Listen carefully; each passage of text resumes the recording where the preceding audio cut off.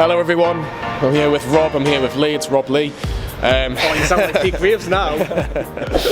We're outside St James's Park where Newcastle have beaten Rochdale 4-1 and we're through at the fourth round, which will take on Oxford a week on Saturday at St James's Park as well, so maybe a very good chance to get in the fifth round. We'll mention that maybe later towards the end of the video. Robert, let's talk about that starting 11. A couple of changes. Obviously Darlow's in goal for Dubravka, which was fine in the end. Joe Linton's start, there was obviously a talking point whether he should have started, considering obviously the recent performances. But overall, what did you make of the actual start 11 that Steve Bruce put out? Stronger than expected. I guess that's the bottom line of it. And once I saw the lineup, I just thought, yeah, you can quite clearly see the game plan here, where you try and play the game in a relaxed manner as long as you're 2 or 3 goals up by half time. Lee, like we saw against Rochdale at Rochdale. Look at him. I'm cold. We've come prepared. Scott Scarf, and he's just there in the tune shirt. I know. Hard as nails. Hard as nails. I know. Sorry, Rob. Sorry, I'm calling you Rob. I know. Johnny. I know. What was the question? Yeah, carry on. I don't even know where to continue from that. Something about the lineup. Something about something, wasn't it? No, I was going to say in the first half, it was like the first half at Rochdale. A lot of possession of the football, just trying to probe and break Rochdale down, and we did.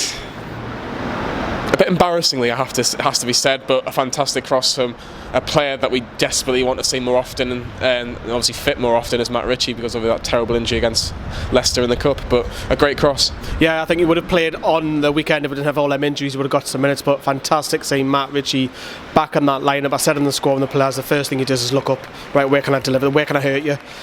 Fantastic ball in, and the defenders probably be worried. Do I leave this? I don't know what's behind me. Sticks a foot out, it's an own goal.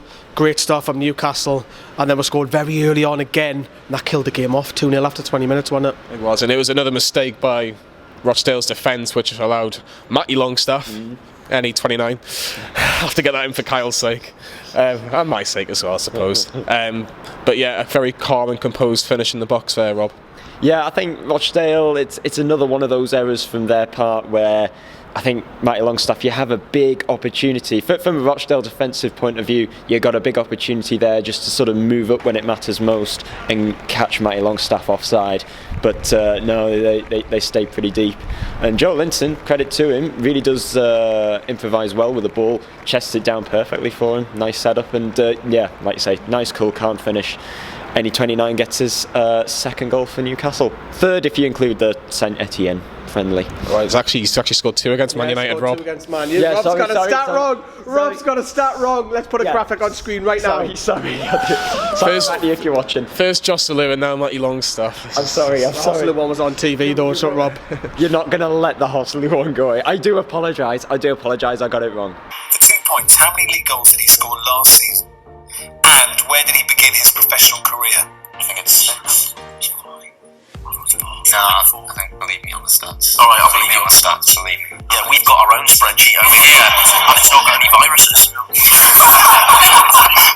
Have a competition. Because he scored last season. So we're going 6, and Real Madrid was his first club. It's a really good answer, but they're both wrong. I didn't say a 4. Sorry. I said 4. That's what I said. Hello, lads. Sorry, Lindsay. He's the stat man, is he?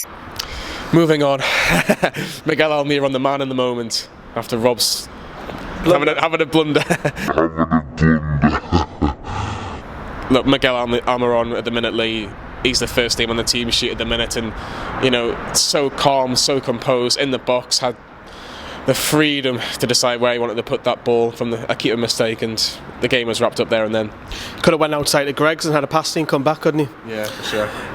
Awful mistake, man, by the keeper. He was subbed off at half time. I don't know if you noticed that. Yeah. Took us a while to notice that, but he passed it to Almiron and you're 10 yards out and you're passing. Yes, I know he's had his poor form, but lately he's in red hot form and he's 10 yards out, and he's normally Almiron probably rushes that. Would have scored that a month ago. Nah, he probably rushes it, but he takes the time, and then he composes himself. Where can I go? Puts it over. That's 3-0, and it's like, right, okay, how many can we go and get? It was a little bit like that. We had chances beforehand. I forgot to mention Almiron hitting the post. The whole of the Gallagher thought that was in for a good 3 seconds, but it obviously went out for a corner. But Rob, it was very comfortable towards the end of the first half, and then you move on to the second half. Obviously, the tempo kind of died down a little bit, and it was just kind of almost like running the clock down, wasn't it? But Almiron comes off after an hour. How important is Almiron for Newcastle at the minute? Because obviously there is no St Maximum at the minute. You know, there is a lot of pressure on him to deliver, and at the minute he is doing that.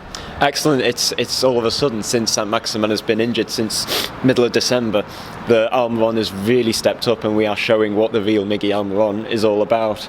And I think, today, of course, there was always going to be one eye on Saturday, Chelsea. It's a really big game.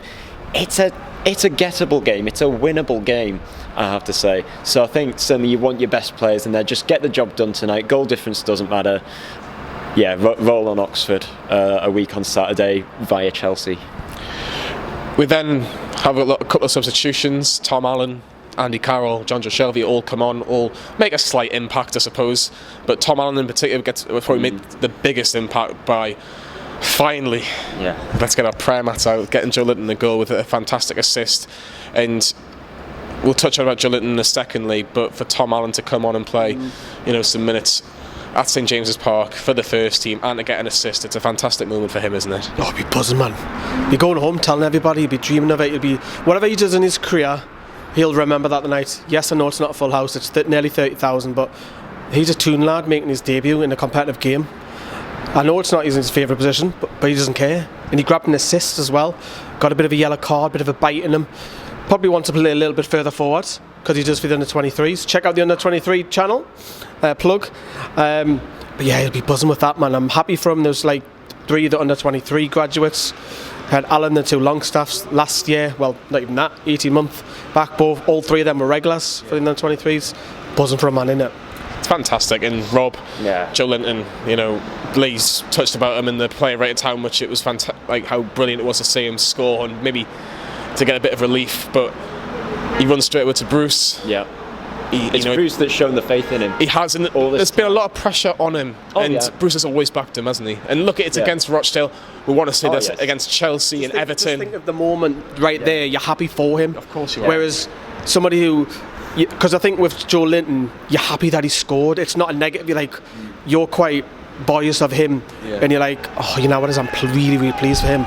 A big moment of relief. Yeah, definitely, and you can see how much it really meant to him. I have to say, tonight, performance-wise, he wholeheartedly deserved that goal because he was grafting constantly, all the time.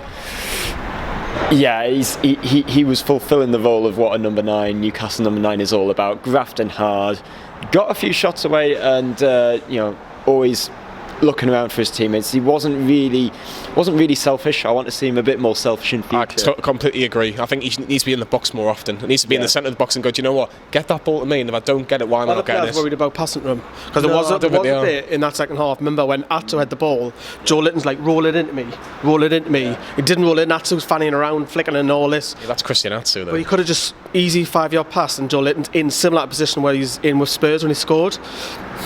Pass it to him. But then again, I would agree, get in the box. It's the wonderful Joe Linton argument, for sure. But the game was obviously wrapped up. It was a fantastic last couple of minutes where obviously the fans were just absolutely delighted for Joe Linton. Rochdale did pull one goal back. Just poor defending, he just wasn't clear. Do you know what it is, Johnny? That's my favourite part of all of today, is the reaction of Joe Linton. Oh, that's my favourite part of one brilliant under 23 kid on, but that's my favourite part of all of it today, is the reaction he received, because that'd be a huge lift from him, man. He needed that lift, especially when you look at the game against Rochdale at Rochdale, where the fans turn on him, and it has to be said they did turn on him quite bad. Can I just point out, I wasn't one of them. But anyway, need to help get his confidence up, and getting his confidence up is by supporting him. Not, I was in a gym watching the Rochdale game at Rochdale a couple of weeks ago, and there was a Newcastle fan who was watching it as well, and he said, "Oh, I don't want Joe Linton to score." Simply because he doesn't want to be proved wrong, basically. Yeah, it's ridiculous. He doesn't represent all Newcastle fans, that fan. But yeah, obviously Rochdale pulled a goal back, and it was just a consolation, obviously, for the fans, I suppose, as well. It's quite nice for them to make that journey. But yeah, Newcastle were through, 4-1 winners. Let's hear from Steve Brucey what he had to say after Newcastle are through at the 4th round. It was first half in particular. We moved the ball around great and created a few chances and took them.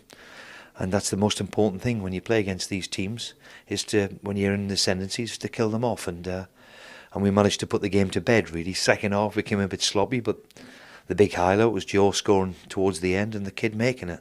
You know, local kid from Cramlington. How great for him. I'm not allowed to swear on camera, but I was very nervous. I think, even though we're pretty comfortable in the game, 3-0 up at the time, but still, for any lad like I am from Newcastle to get that call and say that you're coming on in front of that many fans, just a dream come true. I think it was all about the first goal and settling everyone down, and we moved the ball quite well.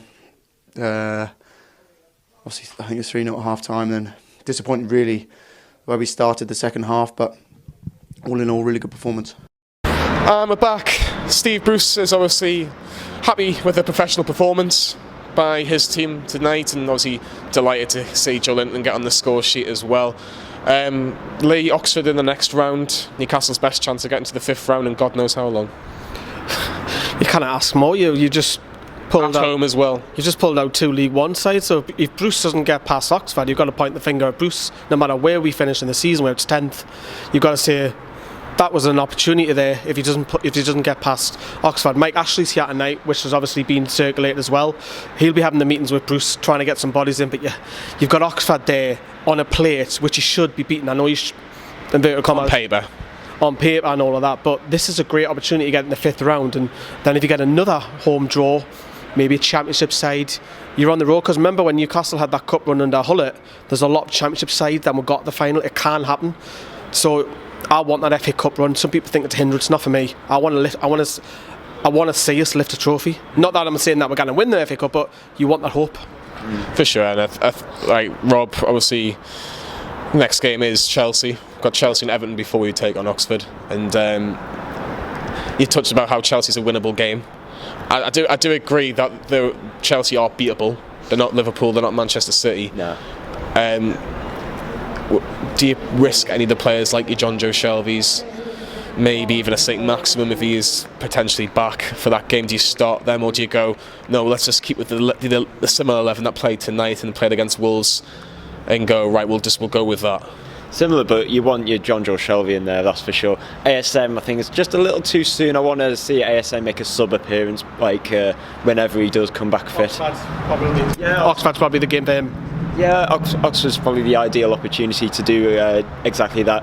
But I want to see our best lineup on Saturday. Joe Linton played the full 90 tonight. Carroll only about 20, so you maybe want to start Carroll in that. But of course, Carroll. But if you start Carroll, Joe Linton's just bagged a goal. Confidence, play him. Yeah, but then Carroll, in terms of fitness, if you're on form and you score and you get an assist, you play them. Simple. I don't think Steve Bruce would have ever dropped Joe Linton for Saturday, if I'm being brutally honest. I think he's going to persevere with him, and especially the fact that Andy Carroll, you can't guarantee he's going to give you 4 games, 5 games in a row. Yeah. So Joe Linton is younger. Yes, he's got the goal, but he needs to be given that opportunity to go, right, let's see what you can do. Chelsea and Everton are 2 very difficult games. I think with Chelsea though, Johnny, the door is slightly open. There's a bit of light there now because we're seeing a few bodies coming back, whereas the past 7 to 10 days it's been, who can we play out? I mean, Keith Downey was saying on Sky Sports that tonight we might play a lot of the kids. We only played 1, so it just goes to show you that there are bodies coming back, and there's a lot of people who got some minutes tonight. So on Chelsea, touch wood, hopefully there's no more injuries until then, and it's a bit more positive. We've got a lot more bodies to choose from. Just probably need that right wing back situation sorted out. I'll quickly end this one. Obviously going back on tonight's game, man of the match for each of you today for the game. Just one word. It's that is difficult because we gave out a fair few 9s in the player ratings, didn't we? I think it's got to be Miguel Almiron. Who did I give again? Was not Almiron? Yeah, I did. I was Almiron, yeah, because I thought, again, everything goes for him in the minute. Every time he's on the ball, he looks like he's creating something. Every time he's chasing the ball, he's putting great pressure on the defenders. So yeah, he's got his mojo back. This is what the real Miguel Almiron's all about. Yeah. I bet Jorginho or Kante sits on him on the weekend. I think he'll get his moments though, but I agree. Almiron was my man of the match as well today. Remember, we do have a Facebook subscription page and a YouTube subscription page. Thank you very much for everyone that has been involved in that. Obviously, you seem to love our content, and tell your friends and tell everybody else about it. We do try our best to give you different and new content. You get to see videos which you don't on YouTube and Facebook, so have a look, have a little spy. It might be for you, it might not be. They're not videos that have been copied, you know what I mean? Get proper content. Very true. Make sure you get involved in that as well. Also, get your comments in. What do you make of today's performance? Who was the match, and can Newcastle get through to the 5th round? It's Oxford next. Does anybody know any Oxford players? Because I don't, but I know they're not bad. They're both Sunderland in the league.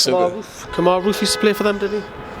Yeah. Who was that? Kemar Roof used to play for Oxford. I used to play for them. He plays for Anderlecht now. It's a company. There you go. Something. If you didn't know that, there's something new for you all to know about Oxford United. No repeats of 3 years ago for Oxford, please. Yeah, exactly. That was 3-0. Yeah, so Chelsea on Saturday will be there, of course, and we'll have all the videos for you on Saturday night. There will be a preview as well later on in the week as well. So yeah, like and subscribe to Newcastle Fans TV, and we'll see you later on this week.